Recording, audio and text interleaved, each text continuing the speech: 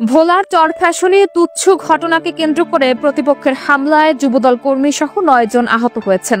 এদের মধ্যে 4 জন গুরুতর আহত হয়ে চরফ্যাশন হাসপাতালে ভর্তি রয়েছে। বাকি 5 জন প্রাথমিক চিকিৎসা শেষে বাড়ি ফিরেছেন। এই ঘটনায় 21 জনকে বাদী করে দক্ষিণ আইচা থানার একটি লিখিত অভিযোগ করেছে ভুক্তভোগী পরিবার। শনিবার 12 জুলাই উপজেলার দক্ষিণ আইচা থানার চর কচ্ছপিয়া বাজারে 2 দফায় এই মারধরের ঘটনা ঘটে। আমার ফোলার মাথা ফাটে লেগেছে আর বাতিজার মাথা ফাটে লেগেছে। ফোলার লে আর বাতিজার লে আয়ন ধরছি। আয়ন ধরছি বাজার ফুট ফাঁসে দড়িয়া আমার বোরা করে দড়িয়া ফিডে আমার ফিডে আমার আহত করছে। ওই সিনেমা হলের সামনে গাড়ি আটকায়া আমাদেরকে এলোপাতারিভাবে রড হকিস্টিক দেওয়া জখম করে তোতে আমার এই হাত সিনা পা আর মাথায় আঘাত লাগে আর এই ডাইন পায়ে আঘাত লাগে।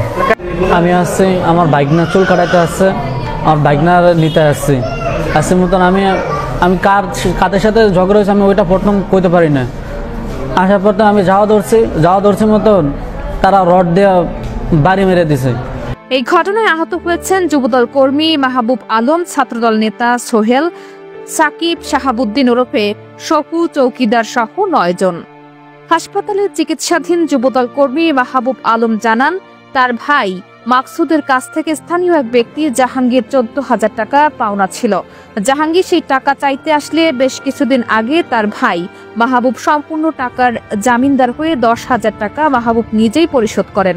গত শনিবার সকাল 9টার দিকে বাকি 4,000 টাকা চাইতে আসলে মাহবুব বলে বাকি টাকা মাকসুদের কাছ থেকে নাও।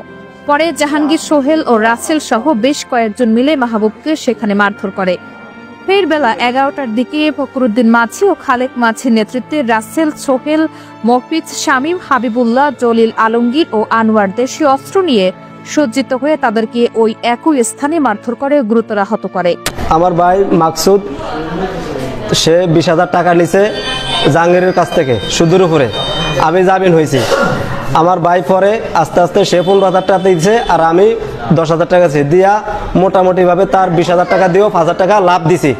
দেওয়ার পরে তার দাবি দেওয়া আরো 15,000 টাকা।